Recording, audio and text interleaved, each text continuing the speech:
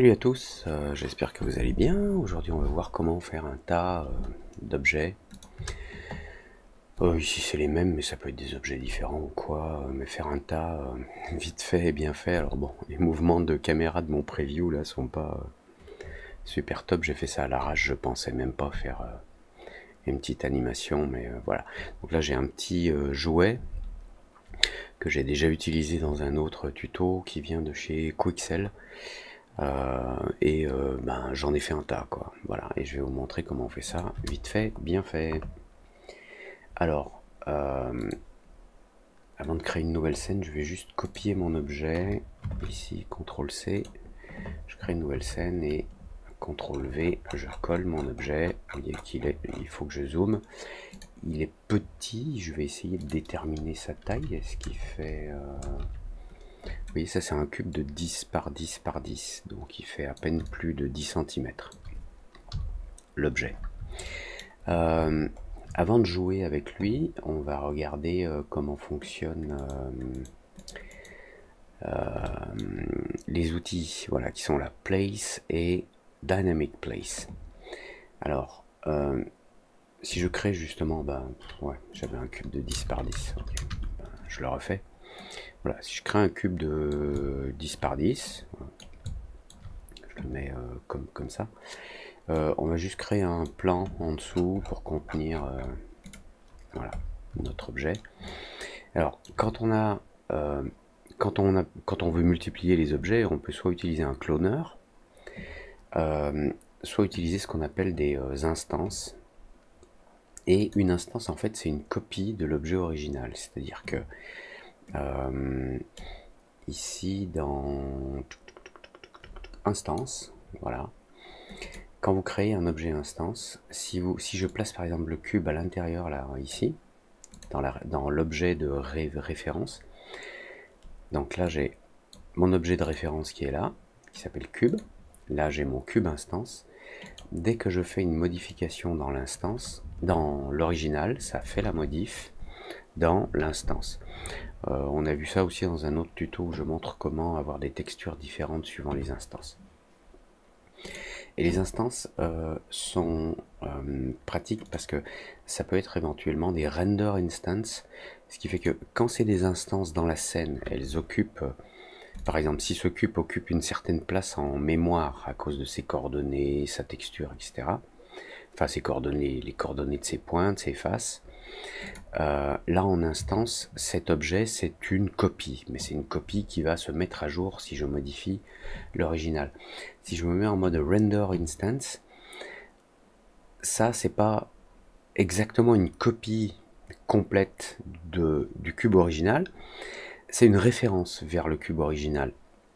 C'est-à-dire que lors du rendu, le moteur de rendu n'a pas besoin de stocker ce cube et ce cube, il stocke juste celui-là, et quand il doit calculer celui-ci, il va faire référence à l'instance d'origine.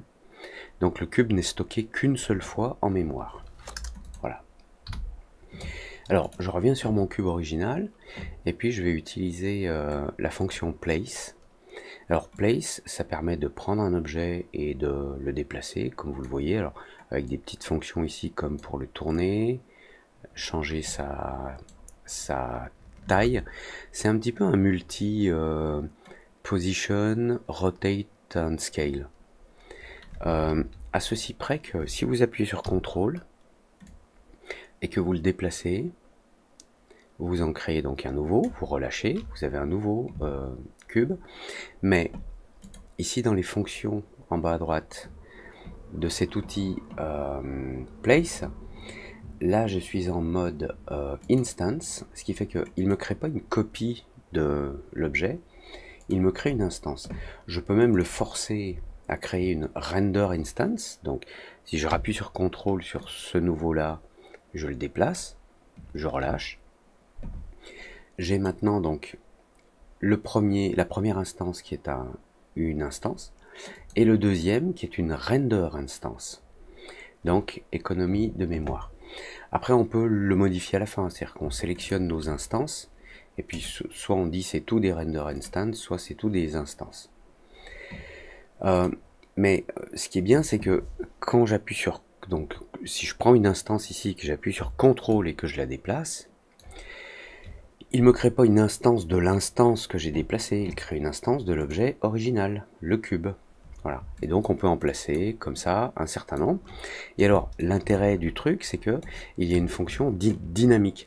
Si je crée une instance en appuyant sur CTRL et que j'approche de cet objet, voilà, vous voyez, il se met automatiquement au-dessus. Alors, c'est-à-dire qu'il gère en fait les collisions. On va essayer de le voir ici en même temps. Voilà. CTRL, je déplace cette instance. Ah, je suis hors champ. Attendez, je vais sélectionner une autre instance. Je vais me mettre là. CTRL, je déplace cette instance et quand elle arrive vers cet objet, ben voilà, elle se met au-dessus. Voilà, il y a un aspect dynamique du truc qui permet de positionner les objets. En plus, dans cette dynamique, on a une autre fonctionnalité qui est le Dynamic Place.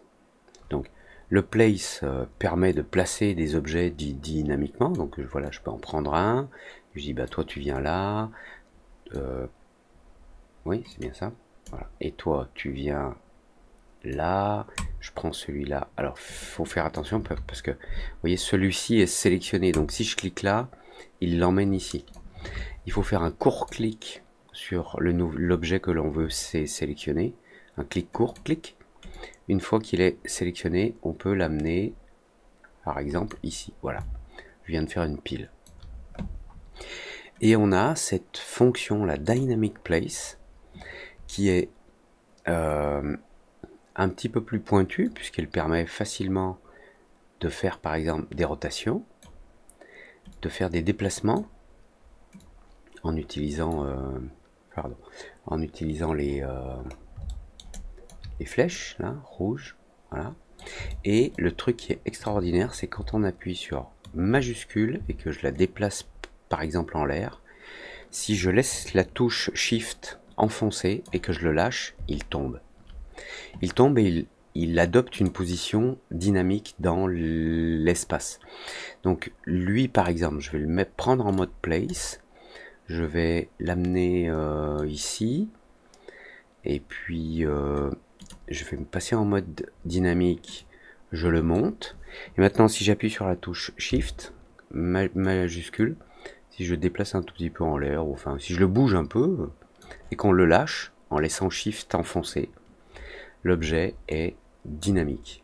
Donc, il tombe et il se met en place. Alors là, si je le pousse un petit peu, j'appuie sur majuscule, je le lâche, bing, voilà.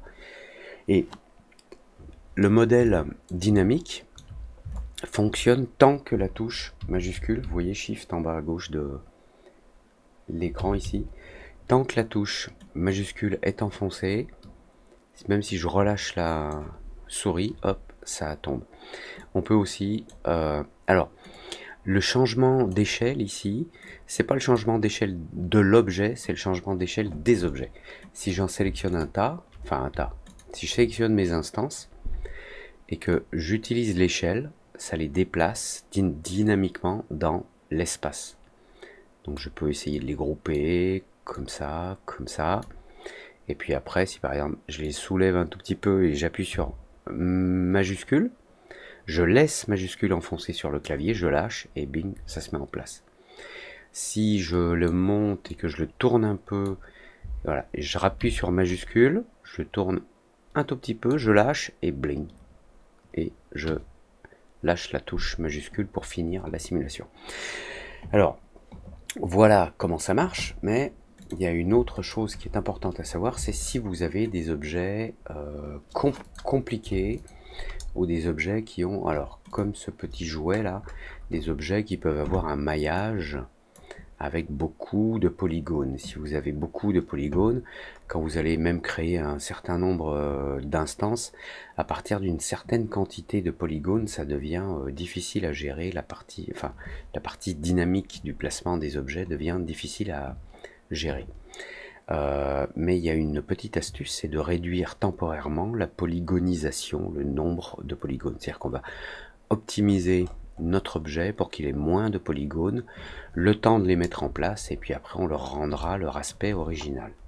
Alors, puisque je sais d'avance que je vais multiplier cet objet avec plein d'instances, et je sais qu'il a quand même un certain nombre de points, de polygones et donc de points, je vais tout de suite utiliser la fonction qui s'appelle Polygon Reduction, okay, et je mets mon objet à l'intérieur, et dans Polygon Reduction, vous voyez que là je suis à une réduction de 90%, et on a beaucoup moins de polygones.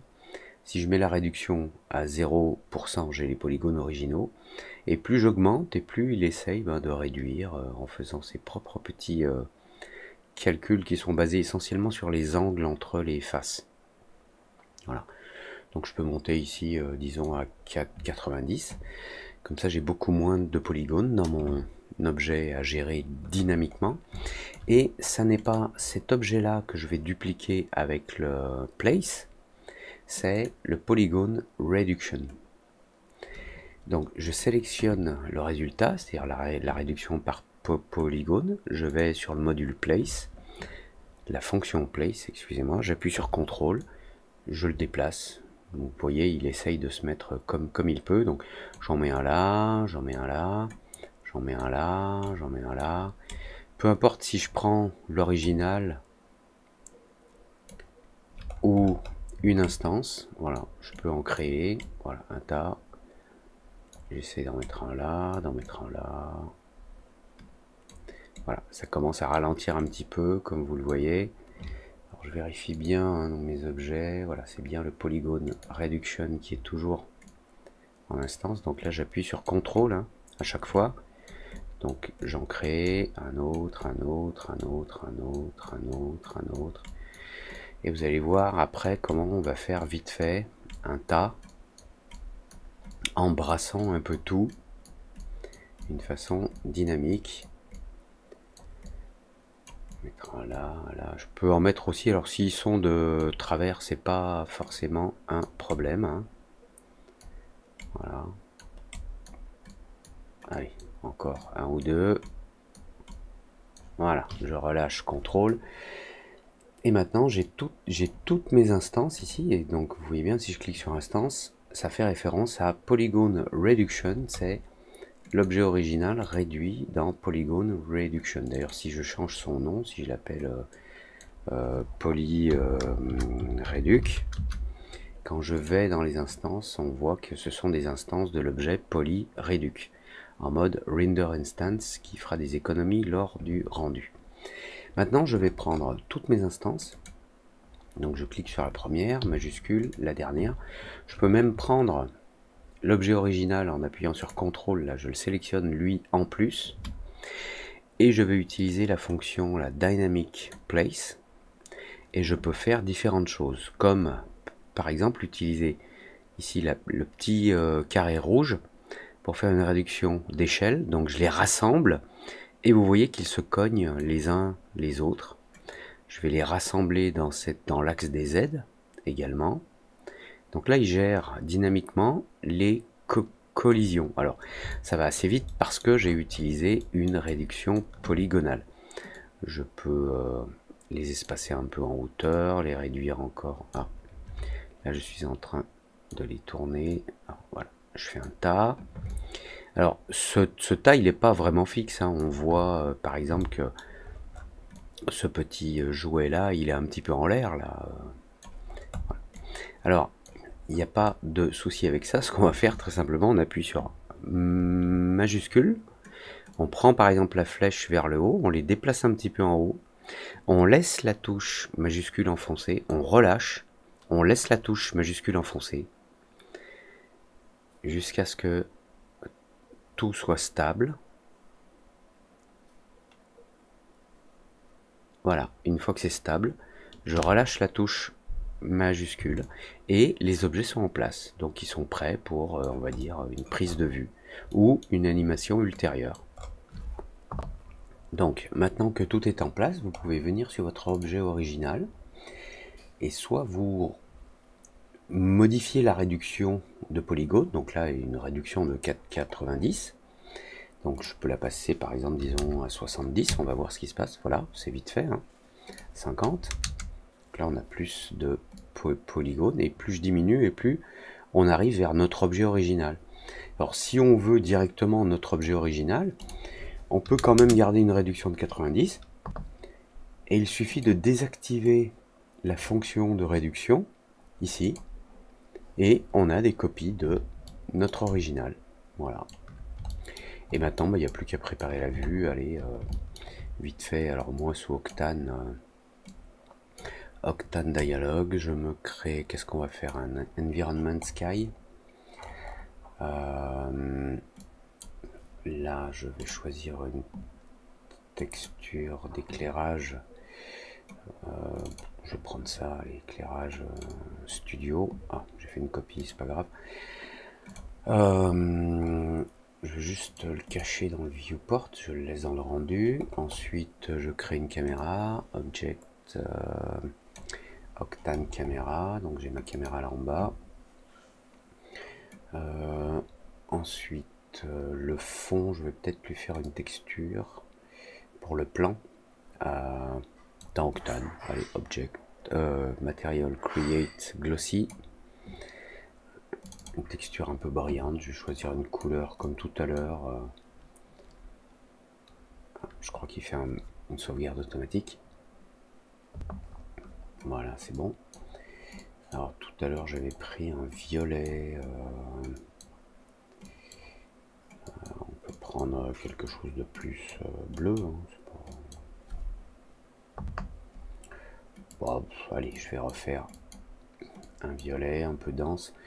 Dans les paramètres d'Octane, juste dans le roughness, je vais augmenter un petit peu la diffusion pour que ce soit pas trop, vous voyez, le petit point de brillance là, pour que ce soit pas trop miroir, on va dire. Dans le diffuse, ça peut être un petit peu plus sombre. Et maintenant, je peux déjà faire un preview. Alors, je vais activer ma caméra ici. Je vais choisir un angle de vue. Je vais agrandir un peu mon plan. Je trouve qu'il est petit, 1500 par 1500, subdivision 5,5. Et ma texture sur mon plan.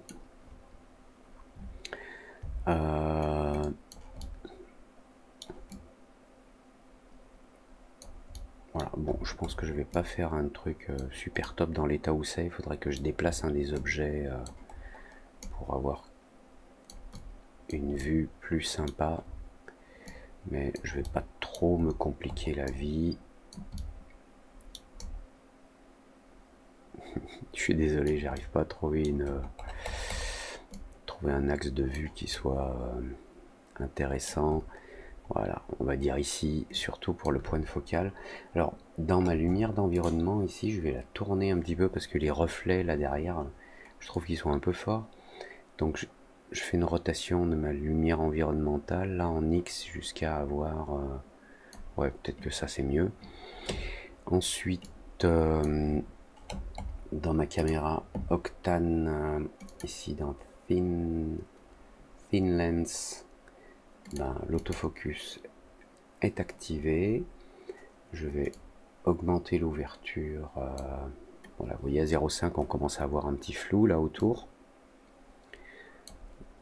Voilà, le focus je peux le refaire à la main en cliquant ici sur F et en cliquant là pour dire précisément le focus là, ou bien je veux le focus ici ou ailleurs, peu importe. Mais là on passe en manuel et ça enlève automatiquement donc le depth, ça enlève automatiquement la fonction autofocus ici. Ici je peux laisser en autofocus puisque ce que je veux voir net se trouve pile poil au milieu. Et puis voilà, c'était tout pour aujourd'hui. Donc comme vous l'avez vu, on peut activer, désactiver le Polygon Reduction. Alors vous voyez que le Polygon Reduction ici, il crée des défauts là sur les textures. Donc le truc voilà, que je voulais vous dire, c'est que vous pouvez utiliser un Polygon Reduction pour mettre en place vos éléments avec le Dynamic Place. Il y a peut-être un truc que je vous ai pas montré, c'est que si vous voulez faire vraiment un joli tas, enfin vraiment un tas de chez tas, alors vous prenez vos instances plus l'objet original, et puis si vous vous amusez à les tourner, alors en prenant l'axe du système, vous pouvez vous amuser comme ça à les tourner pour les mettre vraiment les unes au-dessus des autres, ou les uns au-dessus des autres, peu importe la formulation. Après, majuscule, petit coup de flèche d'en haut, je relâche, je laisse majuscule enfoncée, je laisse mon tas se stabiliser.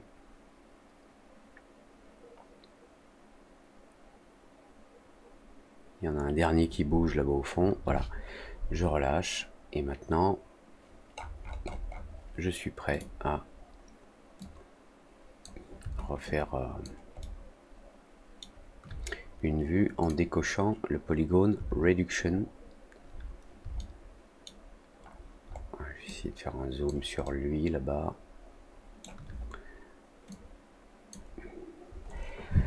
Voilà, c'est tout pour aujourd'hui. Comme d'habitude, abonnez-vous, un petit like si vous aimez, un petit j'aime pas si vous aimez pas, si vous aimez pas, un petit commentaire pour me dire ce qui vous ne plaît pas, et c'est cool. Merci, à très vite, à très vite, à très vite, c'est vrai quoi. Ciao.